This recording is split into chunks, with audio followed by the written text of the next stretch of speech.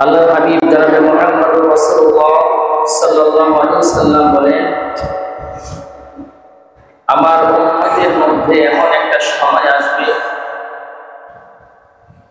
যেই সময়টা নাকি ধৈর্যের সময়, সবরের সময়। একের পর এক ফিতনা আসতেই থাকবে,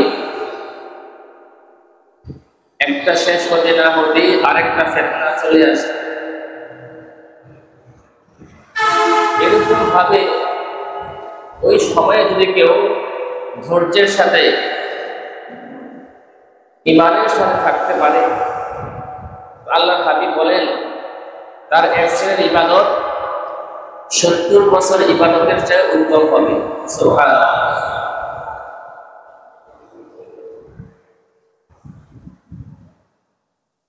আল্লাহ রাসূল বলেন যে ওই সময়ের মধ্যে বিভিন্নভাবে বিভিন্ন রকমের ফিতনা আসবে। ঈমান হাতে রাখা এমন কঠিন হবে, জ্বলন্ত কয়লা, জ্বলন্ত আংরা হাতে রাখার মধ্যেই হবে। দেখেন আমাদের পারিবারিক, সামাজিক, রাষ্ট্রীয় সব অবস্থাতেই দেখেন কোনো মানুষ শান্তিতে নাই, কোনো না কোনো ভাবেই সে অশান্তির মধ্যে আছে। একের পর এক বিভিন্ন নির্যাতন, জুলুম, অত্যাচার, প্রাকৃতিক দুর্যোগ বিভিন্নভাবে আমরা সম্মুখীন হচ্ছি। একটা শেষ হতে না হতেই আরেকটা আমাদের উপরে গ্রাস হচ্ছে। এই অবস্থাতে ঈমান নিয়ে বেঁচে থাকা, ধৈর্য ধারণ করা অনেক কঠিন। আর যদি আমরা ধৈর্য ধারণ করতেই পারি, আমাদের একদিনের ইবাদত 70 বছর ইবাদতের চাইতে বেশি।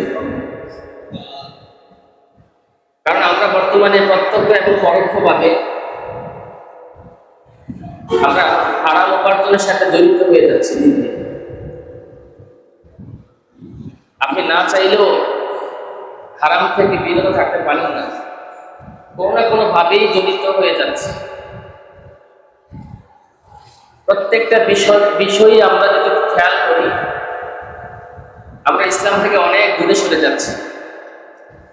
আর ফিতনা এমন শক্তিশালী হয়ে আসতেছে যে ফিতনা মোকাবেলা করার মতো ঈমান, সেই ঈমান, শক্ত ঈমান আমাদের মধ্যে নাই। এই অবস্থাতে আমাদের ধৈর্য ধারণ করতে হবে, ঈমানকে মজবুত করতে হবে। যদি আমরা গা বাসিয়ে দিই তাহলে আমরা বিপদগ্রস্ত হয়ে যাব। আমরা গত জুমায় আলোচনা করেছিলাম সূরাতুল গাশিয়া থেকে। গাশিয়া হচ্ছে কিয়ামতের কয়েকটা নামের মধ্যে একটা নাম হচ্ছে গাশিয়া। আমরা যে আয়াতগুলি গত সপ্তাহে আলোচনা করেছিলাম, এই আয়াতগুলির মধ্যে উল্লেখযোগ্য ছিল আমিলাতুন নাসিবা। মানুষ দুনিয়ামুখী হয়ে দুনিয়ার কর্ম করতে করতে মানুষ ক্লান্ত হয়ে পড়ে, কিন্তু তার এই পরিশ্রম ওই দিন কোনো কাজে আসবে না। মানুষ অন্যায় করতে করতে, পাপাচার করতে করতে তার জীবনের মূল অংশটাই সে ব্যয় করে দেয়। কিন্তু এই যে পরিশ্রম করে সে পাপ অর্জন করলো, পাপ কাজ করলো, অন্যায় জুলুম করলো, হাসরের মাঠে সে থাকবে চিন্তাগ্রস্ত, হতাশাগ্রস্ত। তাকে সাহায্য করার মতো তখন কেউ থাকবে। এবং জাহান্নামে নিক্ষেপ করার পর জাহান্নামীরা যখন আযাব সহ্য করতে না পেরে এক পর্যায়ে ফেরেশতাদেরকে ডেকে বলবে, আমাদেরকে মৃত্যু দিয়ে দাও। তখন ফেরেশতারা ডেকে বলবে, কেন দুনিয়ার মধ্যে তোমাদেরকে আহ্বানকারী কেউ আসে নাই, সতর্ককারী কেউ আসে নাই, তোমাদেরকে এই কথা কি কেউ বলে নাই যে একদিন হাসর হবে, বিচার হবে, জান্নাত জাহান্নাম আছে, এটা কি কেউ বলে নাই? তখন তারা বলবে, বলেছিল, তবে আমরা তা বিশ্বাস করি নাই, যার কারণে আমাদের এই পরিস্থিতি। তারপরে তারা আবার সিদ্ধান্ত নিবে, জাহান্নামের যে ফেরেশতা সর্দার মালিক ফেরেশতাকে ডেকে বলবে, ডাক দিবে, যে মালিক ফেরেশতা আপনি আমাদের আযাবটাকে একটু কমিয়ে দেন। মালিক ফেরেশতাকে ডাকার পর 1000 বছর পর মালিক ফেরেশতা উত্তর দেবে। ডাকার 1000 বছর উত্তরে বলবে একই কথা, দুনিয়াতে কি তোমাদেরকে কেউ সতর্ক করে নাই? তোমরা কি জানতে না যে এরকম আযাব আমাদের সামনে রয়েছে? সর্বশেষ তারা হতাশা হয়ে এবার আল্লাহকে ডাকে, বলবে যে আল্লাহ আপনি আমাদের হয়তো মৃত্যু দিয়ে দেন, না হয় আমাদের আযাব কমিয়ে দেন, আমরা আর সহ্য করতে পারতেছি। তখন আল্লাহ পাক রব্বুল আলামিন গুসসা হয়ে তাদেরকে বলবে চুপ করে আযাব ভোগ করতে থাকো, আজকে তোমাদের কোনো কথাই গ্রহণযোগ্য হবে না, শোনা।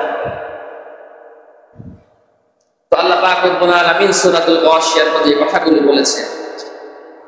তারপরে আল্লাহ পাক রব্বুল আলামিন বলেন ওই দিন তো কিছু মানুষের চেহারা থাকবে হতাশাগ্রস্ত, হতাশার মধ্যে তারা আচ্ছন্ন থাকবে, তাদের চেহারা মলিন হয়ে থাকবে, চিন্তাগ্রস্ত থাকবে। আর কিছু মানুষের চেহারা থাকবে লাবণ্যময়, তাদের মধ্যে চেহারার মধ্যে কোনো হতাশা বা চিন্তার কোনো ভাস থাকবে না। তো আল্লাহ পাক রব্বুল আলামিন বলেন উজুহু ইয়াওমাইযিন নাঈমা, সেদিন অনেক চেহারা এমন হবে যে চেহারার মধ্যে নূর বাসতে থাকবে, চেহারাগুলি থাকবে লাবণ্যময়, চেহারাগুলি থাকবে হাস্যোজ্জ্বল চেহারা। তাদেরকে দেখলেই মনে হবে তারা জান্নাতে। কারণ আপনি তো জানেন যে আপনি অপরাধ কতটুকু করেছেন।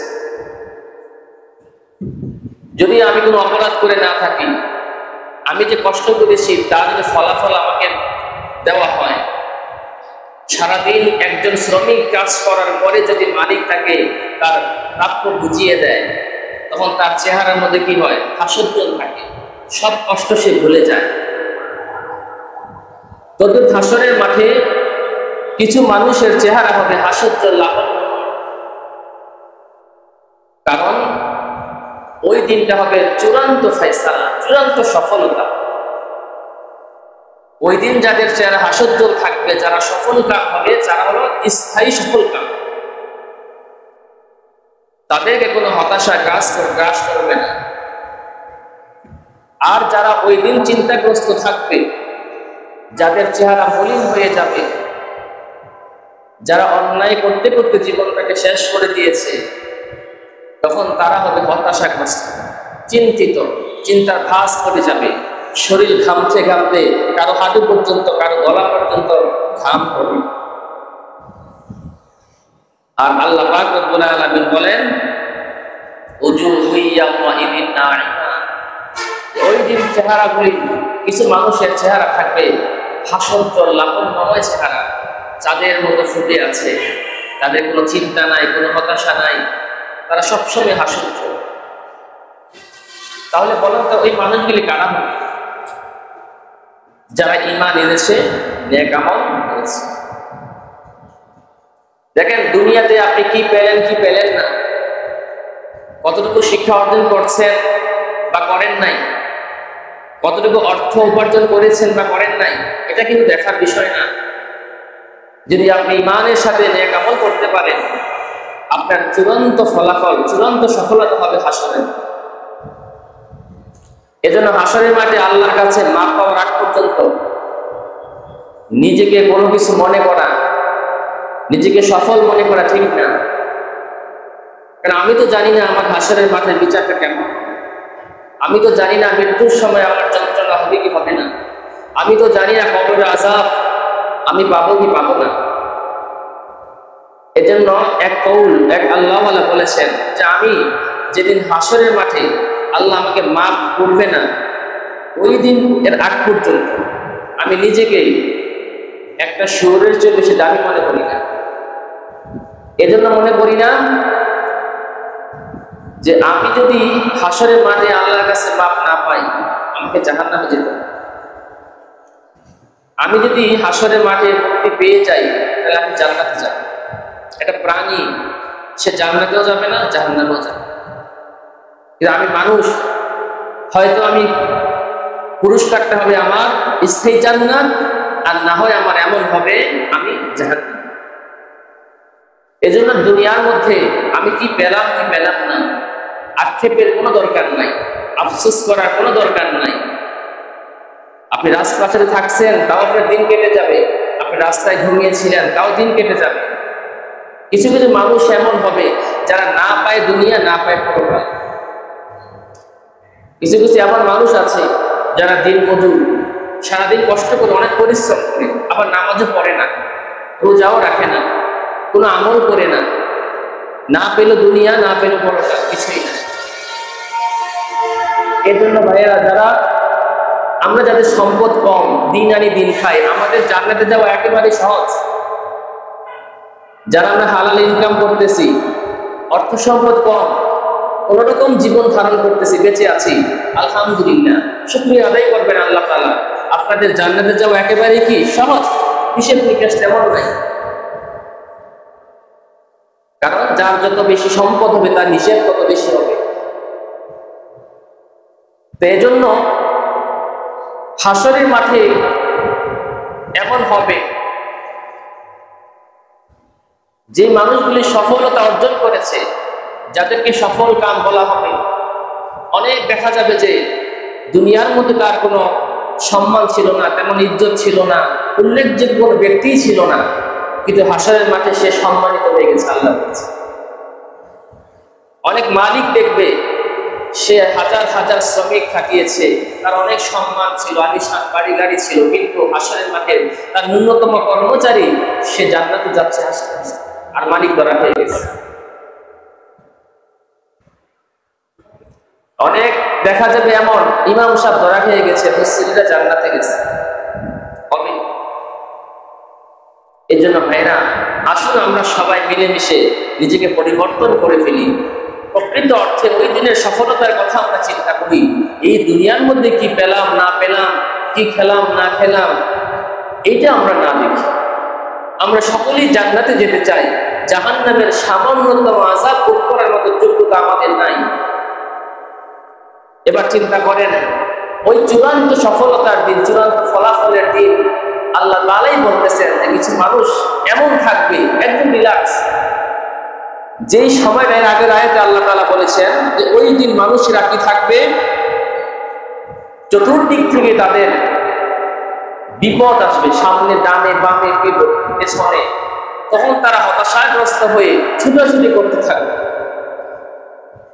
যেখানে মানুষ এতটাই চিন্তিত থাকবে, সবকিছু ভুলে যাবে, পারিবারিক বন্ধন ভুলে যাবে, সন্তানের কথা ভুলে যাবে, মায়ের কথা ভুলে যাবে, কেউ কারো পরিচয় দিবে না।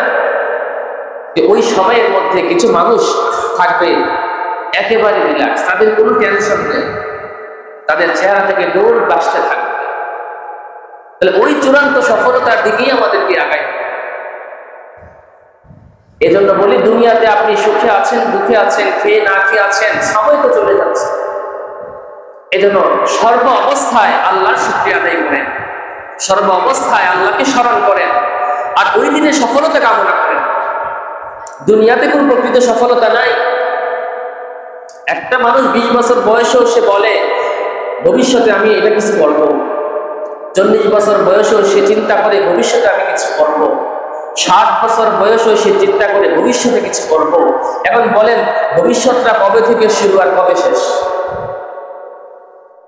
আমাকে জিজ্ঞাসা করেন, আমি বলবো যে ভবিষ্যতে আমার প্ল্যান আছে, আমি এটা করব।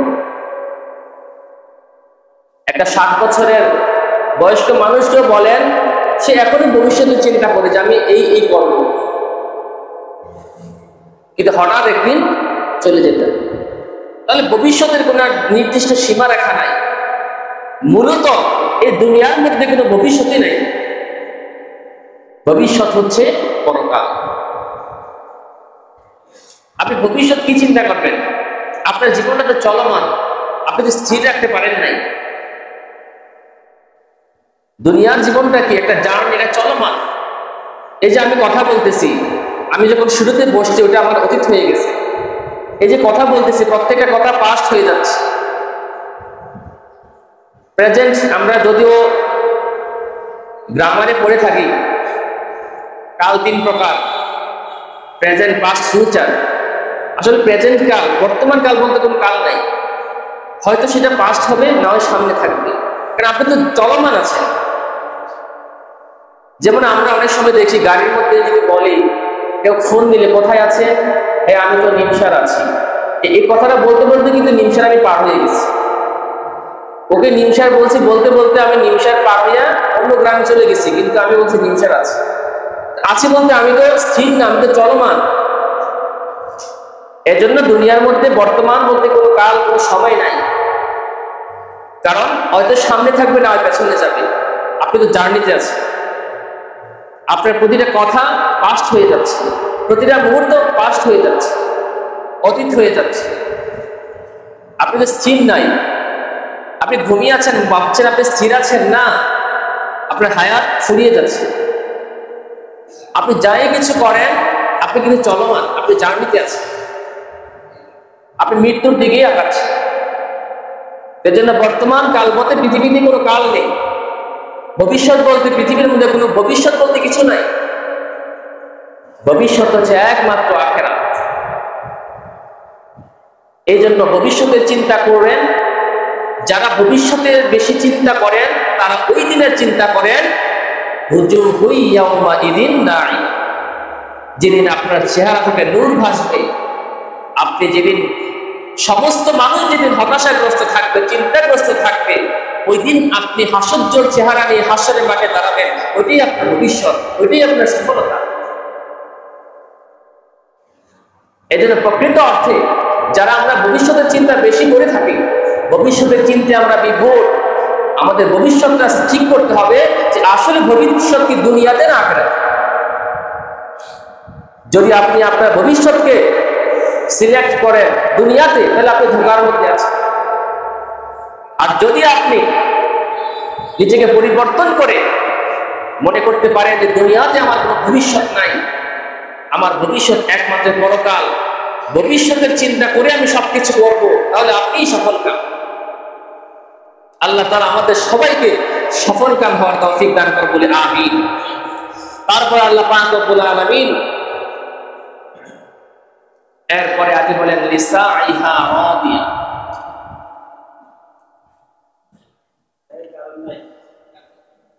আল্লাহ পাক রব্বুল আলামিন তারপরে আয়াতে বলেছেন, যারা নাকি দুনিয়ার মধ্যে কষ্ট করে ঈমানকে মজবুত করে রেখেছে, ধৈর্যের সাথে আল্লাহকে স্মরণ করেছে, সমস্ত ফিতনাকে মোকাবেলা করেছে, এই তাদের পরিশ্রম একদিন সফল হয়ে যাবে, তারা প্রতিদিন তৃপ্তি থাকবে। এর আগের আয়াতে আল্লাহ বলেছিলেন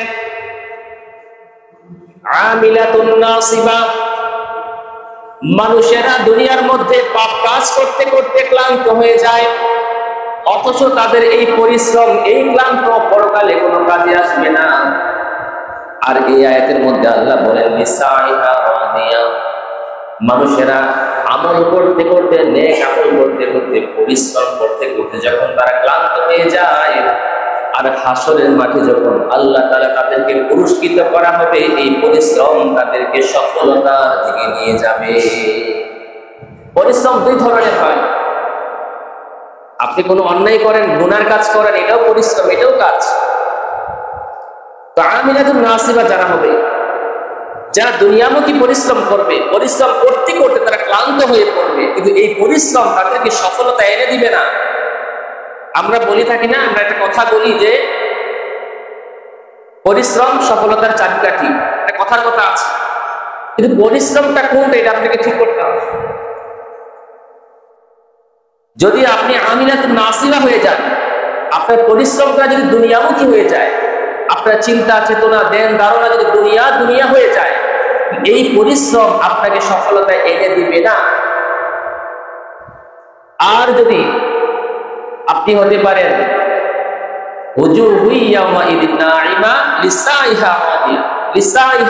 যদি আপনি নেক কাজ করেন, পরিশ্রম করতে করতে যদি আপনি পরিশ্রম করতে করতে দুনিয়ার হায়াত আপনার ফুরিয়ে যায়, তো ওই দিন আল্লাহ পাক রব্বুল আলামিন এই পরিশ্রমের বিনিময়ে আপনার প্রতি রাজি সন্তুষ্টি হয়ে আপনাকে এমন কিছু দিবে যে আপনি আল্লাহর প্রতি সন্তুষ্টি হয়ে যান। এজন্য পরিশ্রমটা হবে আখিরাতমুখী পরিশ্রম, তখনই আপনি সফল কাম হতে পারবেন। আর দুনিয়ামুখী পরিশ্রম করলে এতে আপনার কোনো সফলতা নাই। আপনি হয়তো পরিশ্রম করতে করতে ক্লান্ত হয়ে যাবেন, কিন্তু এই পরিশ্রম আপনাকে সফলতা দিবে। তারপরে আল্লাহ পাক রব্বুল আলামিন এরপরে আয়াতে বলেন ফি জান্নাতিন আলিয়া, আল্লাহ পাক রব্বুল আলামিন তাদেরকে এমন জান্নাত দিবেন, সুউচ্চ জান্নাত তাদেরকে দান করবেন। এমন জান্নাত দিবেন যেই জান্নাতের কখনো তারা শোনেও নাই, দেখেও নাই, কল্পনাও করে নাই। জান্নাতের মধ্যে এমন কিছু নাজ নিয়ামত রয়েছে, যেই নাজ নিয়ামতগুলি এই দুনিয়াতে বসে কোনো মানুষ চোখে দেখে নাই, কানেও শোনে নাই, অনুধাবন করার শক্তিও তাদের নাই। তো আল্লাহ পাক রব্বুল আলামিন বলেন এমন গোপন কিছু নিয়ামত আমি রেখে দিয়েছি, দুনিয়ার বুকে বসে কোনো মানুষ তা চিন্তাও করতে পারবে না। আমাদের পৃথিবীতে যত সৌন্দর্য আছে, এই সৌন্দর্য ওই জান্নাতের সৌন্দর্যের কাছেও যাবে না। কোনো মানুষের চিন্তাও আসবে না, কল্পনাও আসবে না যে জান্নাতকে আল্লাহ পাক রব্বুল আলামিন কত সুন্দর ডিজাইন করে সাজিয়ে রেখেছে ইমানদারের জন্য। এই জন্য ভাইরা সবার কাছে অনুরোধ থাকবে, হায়াত তার কতদিনের, 50, 60, 70, এর মধ্যেই তো শেষ। আসুন না আমরা সবাই একটু নেক আমল করি, নেক আমল করে ওই চিরস্থায়ী জান্নাতের মালিক হয়ে যাই। আমরা চাইলেই তো পারি, পারি না ইনশাআল্লাহ? কি বলেন? চাইলেই তো পারি। নিজেকে একটু পরিবর্তন করার চেষ্টা করি। আমরা গা ভাসিয়ে না দিই, নামাজটা পড়তে কয় মিনিট সময় লাগে বলেন? যুবক ভাইয়েরা যারা আছেন, আপনাদের ইবাদত তো আল্লাহ তাআলা বেশি কবুল করবেন, গ্রহণযোগ্য আল্লাহর কাছে। এখন আপনি যেরকম রিল্যাক্সে নামাজ পড়তে পারবেন, বয়স হলে তো এটা পারবেন না। যাদের বয়স হয়ে গেছে তাদের অনেক কষ্ট হয় নামাজ পড়তে, আপনার তো তেমন কোনো কষ্ট হয় না। তো আসেন না আমরা সবাই মিলেমিশে আমরা একটু পরিবর্তন হয়ে যাই, একটু আল্লাহমুখী হয়ে যাই, পরকালের স্থায়ী সফলতার দিকে আমরা আগাই। কারণ আমরা যুবক ভাইয়েরা তো বেশি ভবিষ্যৎ নিয়ে চিন্তা করি, কারণ আমাদের ভবিষ্যৎ কি হবে, এখনো চাকরি হয় নাই, এখনো কোনো ইনকামের ব্যবস্থা করতে পারি নাই, বিয়ে শাদী হয় নাই, সংসার হয় নাই, এই সমস্ত নানান চিন্তা যুবক ভাইদের মাথায় আছে। তো আসুন না আমরা যদি পরকালে চিন্তা করে, পরকালকে সামনে রেখে যদি আমরা আগাই, দুনিয়ার সফলতা আল্লাহ এমনি দিয়ে দেন। দুনিয়ার সফলতা আল্লাহ তাআলা এমনি দিয়ে দেন। আর যদি পরকাল বাদ দিয়ে আমি দুনিয়ার চিন্তায় বিপদ হয়ে যাই, না পাবো দুনিয়া, না পাবো আখিরাত, কোনোটাই হবে না। এই জন্য আমরা যারা ভবিষ্যৎমুখী, ভবিষ্যৎ নিয়ে যারা আমরা বেশি চিন্তিত, তো আসুন না আমরা ওই স্থায়ী ভবিষ্যতের কথা চিন্তা করে আমাদের জীবনটা কাটাই। দুনিয়ার যে সামান্য ভবিষ্যৎ আছে, এইটা আল্লাহ তাআলা এমনি আমাকে দিয়ে দেন, এমনি আমি পেয়ে যাই। আপনাকে লক্ষ্য রাখতে হবে অনেক বড়, অনেক বড় লক্ষ্যে আপনি আগান, ছোট ছোট লক্ষ্যগুলি এমনি পূরণ হয়ে যাবে। আর আপনার লক্ষ্যই যদি থাকে সামান্য দুনিয়া, তাহলে তো আপনি পরকাল পর্যন্ত বুঝতে পারবেন না, ওই সফলতার ধার পর্যন্ত আপনি যেতে পারবেন না। কিন্তু আপনার লক্ষ্য যদি হয় স্থায়ী জান্নাতের মালিক আপনি হবেন, তখন আপনি দুনিয়ার যে সফলতা, এটা আল্লাহ তাআলা আপনাকে এমনি দিয়ে।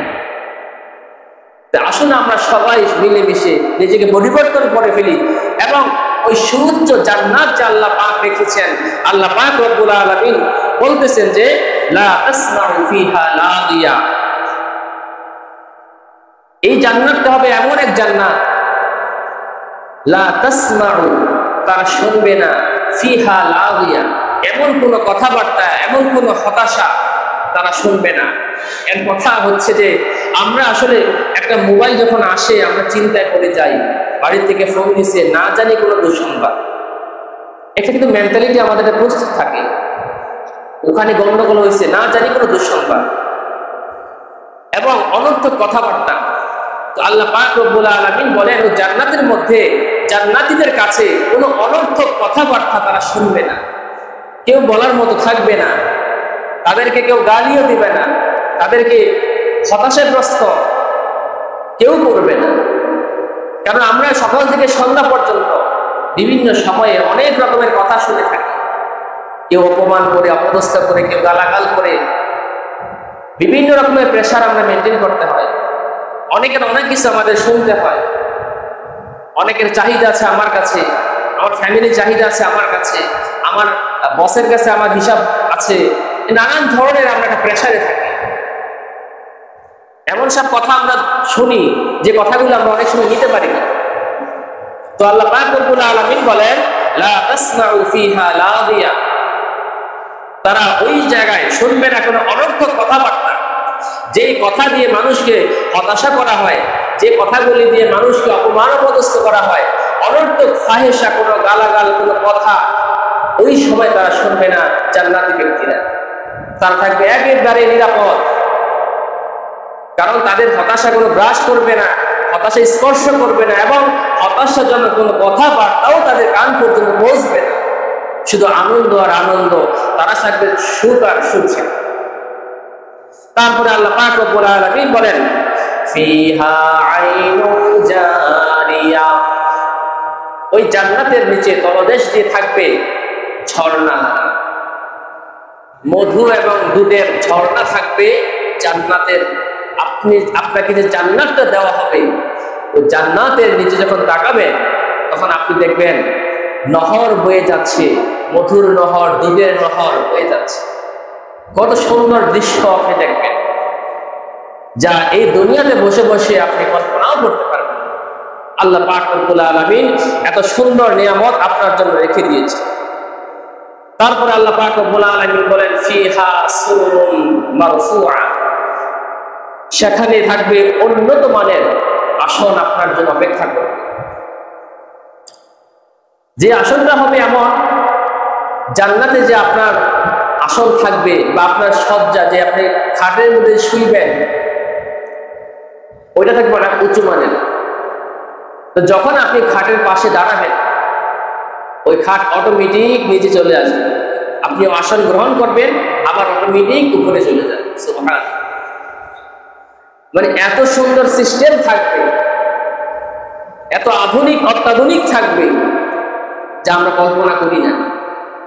আমরা এখনো তো দুনিয়াতে অনেক কিছু আছে আমরা দেখি নাই, কিন্তু দুনিয়ার যত সৌন্দর্য আছে, তত আধুনিকতা আছে, ওই জান্নাতের আধুনিকতার কাছে, জান্নাতের এত সুন্দর সিস্টেমের কাছে কিছুই না, যে আল্লাহ পাক রব্বুল আলামিন সুন্দর করে সাজিয়ে রেখে দিয়েছে। তো দেখেন, আল্লাহ পাক রব্বুল আলামিন একের পর এক বান্দাকে সান্ত্বনা দিয়ে যাচ্ছে যে, বান্দা, দুনিয়ার সময়টাকে অল্প কিছুদিনের জন্য একটু কষ্ট করো, অচিরেই তোমার জন্য রয়েছে এত সুন্দর, এত সুখময় জীবনটা, যা তোমাকে কখনো হতাশা দিবে না, কোনো টেনশন দিবে না, কোনো রকমের অশান্তি তুমি ভোগ করবে না, যা চাইবে তুমি তাই পাইবে। জান্নাতের মধ্যে এত সুন্দর সুন্দর করে সাজানো থাকবে প্রতিটা রুম।